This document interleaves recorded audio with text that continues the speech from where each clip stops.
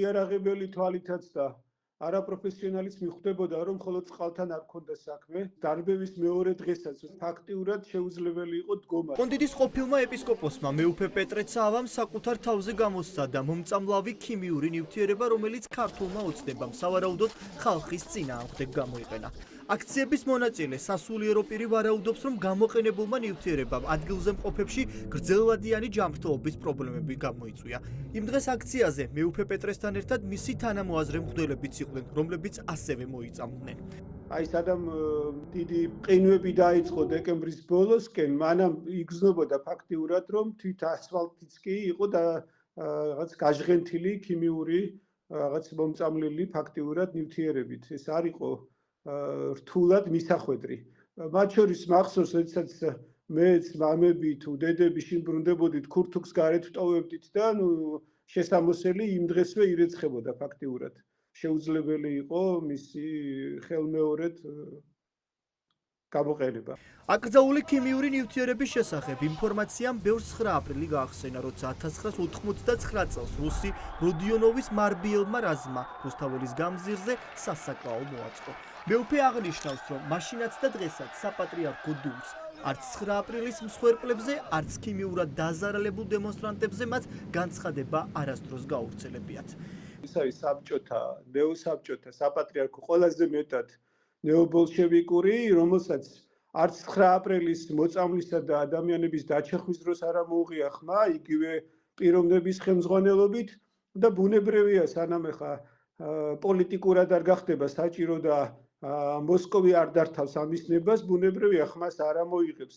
ესენი არიან ადამიანთა დაჯგუფება, რომელთაც ღმერთი არ სწამდა, სირცხვილის გზნობა არ გააჩნიათ, ამიტომ ამაოდ ველოდებით მათგან რამეს ამ კუთხით ღირსეულს და ქრისტიანულს. BBC-ს სკანდალურ გამოძიებაზე შეფასებები მესამე დღე არ წყდება, თუმცა საპატრიარქო დუმს კითხვაზე რით მოიწამლა ხალხი არც ერთ მაღალი იერარქიის სასულიერო პირს არ აინტერესებს.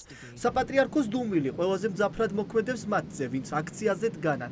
არქიმანდრიტი დოროთე ყურაშვილი აცხადებს, რომ დუმილი არის მხარდაჭერა დანაშაულისთვის, რომელიც ოცნების ხელისუფლებამ ჩაიდინა. სასულიერო პირების როლი იმ წუთასვე უნდა გამოხატულიყო, როდესაც ეს ხდებოდა. სანამ ჩვენ ევროპა გვეტყვის, რომ ჩვენი მთავრობა კლავს, ხოცავს და გწამლავს, მანამდე ჩვენ თვითონ უნდა დავინახოთ ეს ყველაფერი. და ეკლესია დღეს დუმს სამწუხაროდ და ეს დუმილი მათთვის არის დიდი ბოროტება. ქართული ოცნება კი არ უნდა გადადგეს, უნდა გასამართლდეს ქართველი ხალხის გენოციდისთვის. აცხადებენ სასულიერო პირები, რომლებიც ერთ წელზე მეტია ხალხთან ერთად დგანან ევროპული მომავლის მხარდასაჭერად. ისინი აკრიტიკებენ მაღალი იერარქიის სასულიერო პირებსაც, რომლებიც ჩუმად არიან და ხელისუფლების მიმართ კრიტიკული კითხვების დასმას ვერ ბედავენ. ბოროტების წინაშე დუმილი ნიშნავს იმას, რომ შენც იგივე თანამონაწილე ხარ ამ ყველაფრის. იმპერიის, რუსეთის იმპერიის მსახურებამ ძმას ძმა მოაკვლევინა. ის რუსეთია დღეს. დღეს ამ რუსეთის მსახურებას, რასაც ეს ხელისუფლება აკეთებს, ამ ყველაფერმა მოიტანა ის, რომ საკუთარი ხალხი დაწამლეს. ქართველი ერი მოგვიწამლეს, ქართველი ერი გაგვილახეს, ეს ჩვენი შვილები, ჩვენი მრევლი და მეტი რისი მწყემსი ხარ, რა ვიცი, ვისი მწყემსი ხარ. ძალიან გაუგებარია და ჯერ კიდევ ის არის, რომ შედეგი არც ვიცით, ხო? ჯერ კიდევ არ ჩანს კარგად შედეგი, რომ აი რა იქნება 1 წლის შემდეგ, რა იქნება 2 წლის შემდეგ, როგორ სიმპტომებს გამოიწვევს. საერთაშორისო სკანდალის ფონზე კითხვები კიდევ უფრო მწვავეა. სად არის საპატრიარქო და რა პოზიცია აქვთ ოცნებასთან დაახლოებულ სასულიერო პირებს? კითხვებზე პასუხების მისაღებად რამდენიმე სასულიერო პირს დაუკავშირდით, თუმცა პირველების სატელეფონო ზარს მხოლოდ მეუფე ანტონმა უპასუხა. სასულიერო პირი, რომელიც ქართული ოცნების წინა საარჩევნო კამპანიებში არაერთხელ გვინახავს, დარწმუნებულია, რომ ივანიშვილის გუნდი მოქალაქეების წინააღმდეგ კანონს საწინააღმდეგო ნივთიერებას არ გამოიყენებდა. როგორ ფიქრობთ, შეიძლება რომ ქართულ ოცნებას გამოეყენებინა ეს ნივთიერება მოქალაქეების დარბევის დროს? მე არ ვფიქრობ, რომ მაგას გააკეთებთ. და რა გაძლევთ ამის საფუძველს, რადგან ჩვენ ვნახეთ დარბევები და სისხლიანებული მოქალაქეები?